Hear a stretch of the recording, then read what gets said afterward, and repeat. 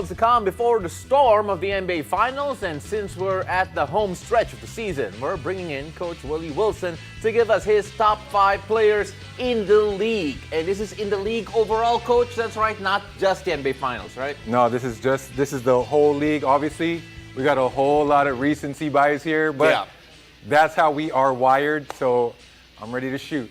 And speaking of recency bias, I have to just give props for the meantime to the hairdresser of Coach Willy Wilson, who has allowed him to come on here looking like a K-pop idol.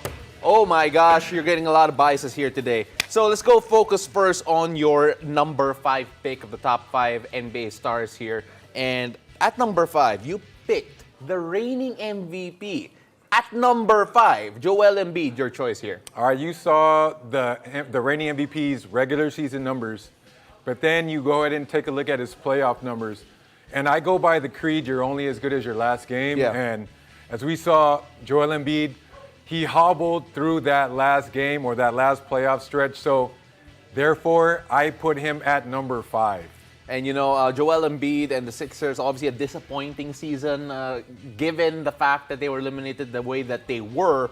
But you talk about recency bias, you're only as good as your last game. Jayson Tatum hurt for his last game in the playoffs. He's your fourth best player in the NBA today. Why Jayson Tatum in particular, even if they did lose in a Game 7? Well, I got to look at the body of work that he did in the entire playoffs, not just that last game. Obviously, we know that on the very first play of the game, he injures his ankle. So therefore, he has to carry the team only on one good ankle. Yeah. But remember, he had that big 51-point game. He willed his team to that Game 7 win against, the MVP. So just for the simple fact that he had the whole body of work, ended the regular season on the first team, All-NBA team, I think he is very deserving of a top 5 finish at number 4. You know, Jayson Tatum, a lot of people were wondering what if he didn't turn that ankle in the very first play of game number 7. It might have been different, but then history is history. It's interesting that, just a quick spoiler here, no Miami Heat stars in the top 5 of Coach Willy Wilson's picks. And at number 3 here, we have another player who was eliminated a bit earlier, but you placed him a bit higher than Jayson Tatum. We have, from the Golden State Warriors, Steph Curry.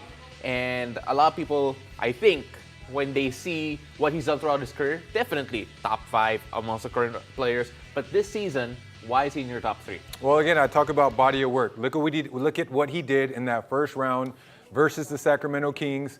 We talk about that historic Game 7, the first 50-point Game 7 in NBA playoff history, until it was beat by number 4, Jayson Tatum.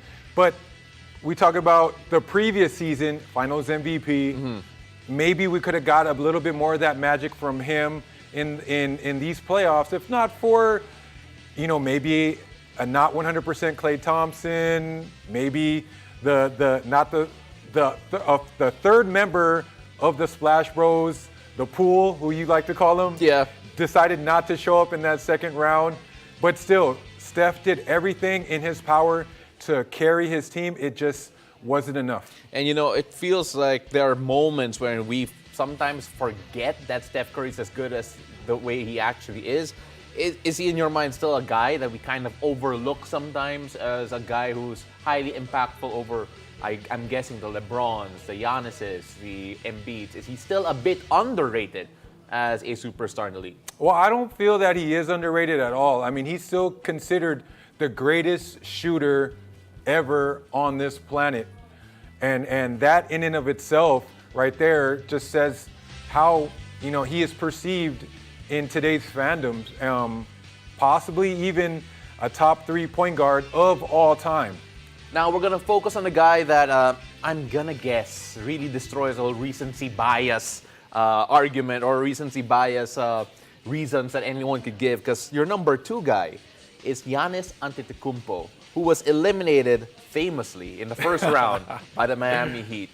So, given that he was eliminated in the first round, why is he still in your top 2? Okay, well, look at the top 3 finish in the MVP voting, and then go ahead and take a look at the numbers that he had during the regular season. I know the numbers dipped, but then again, he went against that that mind-boggling defense of the Miami Heat and their genius head coach and Eric Spoelstra, who had the perfect game plan for him. It just so happened that the co-stars around him did not, they didn't help him in a way wherein they are going to free him up for those drives. All Miami had to do against the Milwaukee Bucks in that first round was just, we're going to pack the paint, we're going to force you into tough shots, we're going to force you to kick it out, which he did.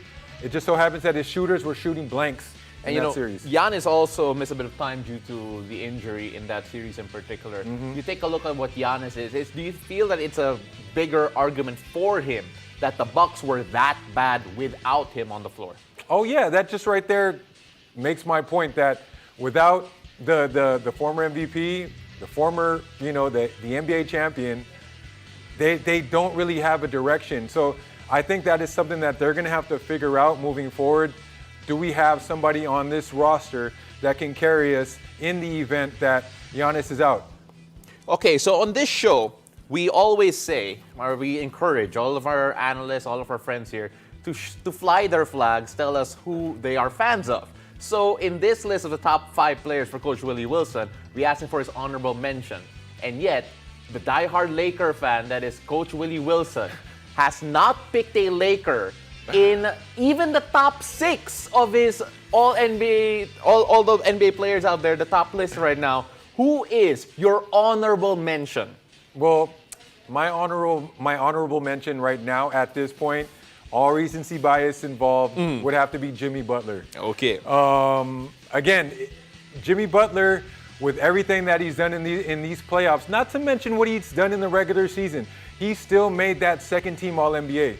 But what pushed him up into my honorable mention and on the cusp of making it into my top 5 is his performance in these playoffs. He doesn't get that nickname, Jimmy Buckets, for nothing. It's Jimmy Buckets, it's Himmy Butler. There's just so many ways to put it, and all the Boston fans know it in particular. So the number 1 pick, or the top 1 player in your mind, I think it's no surprise to anyone. It's the Joker, Nikola Jokic, who could bring the first ever championship to the Mile High City, to Denver. Why is he number 1? For all the obvious reasons, but I want to hear you say it. Well, when I was here the last time and we talked about my top 5 moments, and what did I name for Jokic? I named this whole entire playoff run as a top moment in and of itself. He's averaging almost a 30-point triple-double, which is virtually unheard of in these playoffs. He puts the team on his back. Whatever you need, he can do it. Get a bucket inside, mid-range with that awkward step back. Yep. Contested 3-point shots off of one leg. You name it. There is nothing that he cannot do. Well, the Sombor Shuffle is going to be in full flow. Coach Willie, really appreciate all the time, and I cannot wait to see if any of our analyst predictions are going to be right for the upcoming finals. And it's going to be interesting considering that Denver, should they win the championship, would be the first Western Conference team outside the state of California and Texas to win since 1979. So let's see, history could be made. Coach Willie, thank you very much. Thank you.